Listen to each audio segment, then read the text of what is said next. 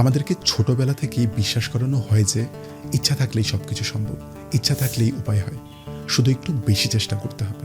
কিন্তু একটা জিনিস কখনো কেউ আমাদের বলে না, সেটা হলো একজন মানুষের ইচ্ছা শক্তিও একটা সীমিত পরিমাণেই থাকে।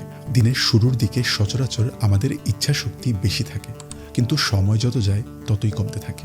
দিনের শেষের দিকে এসে আমরা টায়ার্ড হয়ে যাই, খারাপ ডিসিশন নিই এবং আমাদের মোটিভেশনও একদম শেষ হয়ে যায়। তাই পুরোপুরি ইচ্ছা শক্তির ওপর ডিপেন্ডেন্ট না হয়ে আপনি যদি হাই অ্যাচিভার হতে চান, সেক্ষেত্রে আপনার ফোকাস করা উচিত আপনি কীভাবে ফ্লো স্টেট অ্যাচিভ করতে পারবেন। ফ্লো স্টেট মানে কি?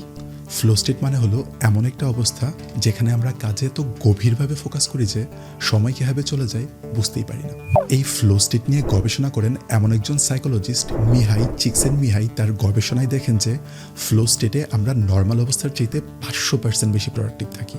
500%! Can you imagine? তো কীভাবে আমরা ফ্লো স্টেট অ্যাচিভ করতে পারি? এই জন্য আমাদের কাজের মাঝে ডিস্ট্রাকশনগুলোকে আইডেন্টিফাই করে বাদ দিতে হবে। মাল্টিটাস্কিং মানে একসাথে অনেক কাজ করতে গেলে কখনোই আমরা ডিপলি কোনো কাজে মন দিতে পারি না। আর গবেষণা বলেছে একবার মনোযোগ হারালে আগের অবস্থায় ফিরতে 23 মিনিট পর্যন্ত সময় লাগে। 2, আপনার কাজের চ্যালেঞ্জ আর আপনার স্কিলের মাঝে ব্যালেন্স করার ট্রাই করুন।